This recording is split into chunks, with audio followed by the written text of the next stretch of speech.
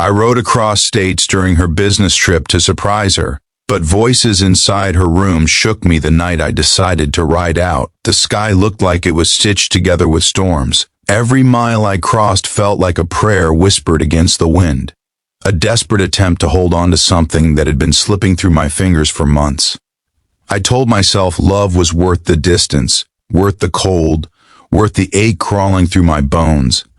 But as I stood outside her hotel room door, helmet in one hand, hope in the other, and heard those voices inside, everything I thought I knew about us began to unravel like threads pulled too tight.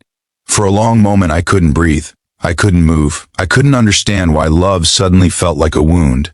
If you believe in kindness, loyalty, and second chances, don't forget to like, comment, share, and subscribe to the channel.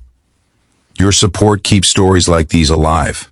I had started that journey with nothing but faith, a full tank of gas, and a plan to prove to her that she still meant the world to me. She had left for her week-long business trip 2 days earlier, but something felt off in the way she kissed my cheek instead of my lips, how her eyes looked past me instead of into me, how her voice trembled the way guilt tends to tremble. Maybe I should have asked her what was wrong. Maybe I should have held her face in my hands and begged her to be honest. But instead, I did what I always did. I chose effort over fear, so I packed a bag, locked up my apartment, and rode through 3 states just to show her she was still loved. The journey was brutal, the kind that leaves you sore long after you step off the bike.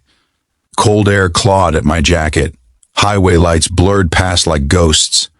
My thoughts drifted between memories of her laughter and the quiet, heavy worry that had been pressing into my chest for weeks.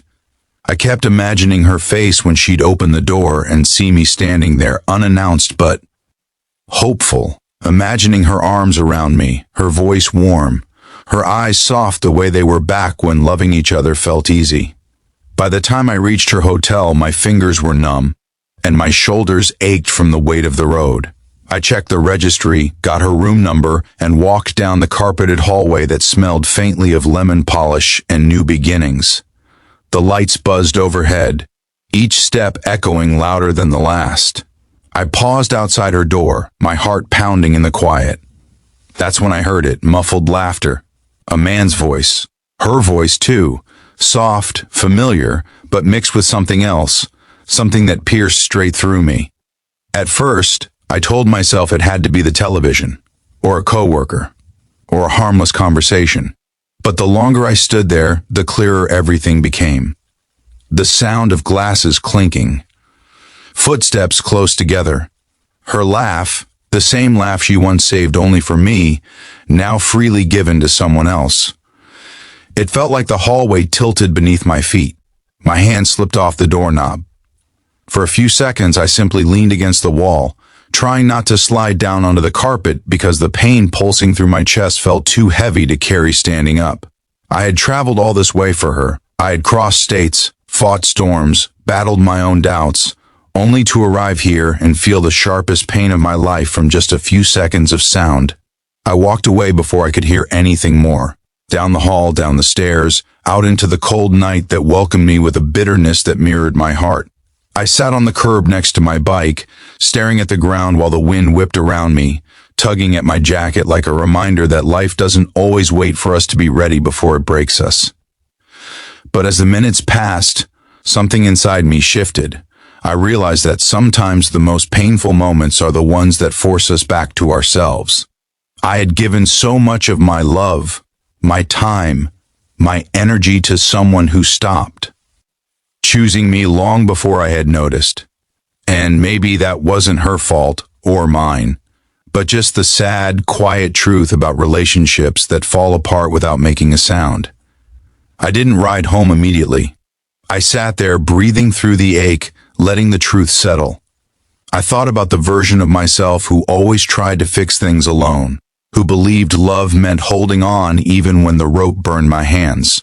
And somewhere between the sting of heartbreak and the hum of passing cars, I realized that this moment, this cruel, unexpected moment, was the beginning of me learning to let go. I eventually got back on my bike, the engine rumbling beneath me like a reminder that movement was still possible. I rode slowly, not away from her, but toward a version of myself I had forgotten. A version who deserved love that didn't hide behind closed doors. Love that didn't tremble. Love that didn't need to be chased across state lines just to feel real. As the miles unfolded behind me, something strange happened. The night didn't feel as heavy anymore. The road looked wider, and the pain, while still there, felt like a doorway opening instead of closing. I understood then that sometimes we ride towards someone only to discover the journey was meant to bring us back to ourselves. By the time dawn painted the sky with soft colors, I felt lighter. Not healed, but breathing. Not whole, but rebuilding. And for the first time in a long while, I allowed myself to imagine a future where love didn't hurt this way. A future where the effort I gave was finally matched. A future shaped not by fear of losing someone, but by learning to choose myself. If this story touched your heart, please like, comment, share, and subscribe. Your support truly means more than words can say.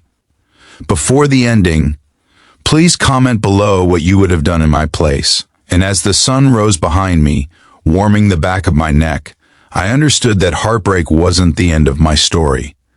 It was the beginning of finding the courage to love again, but this time, starting with myself.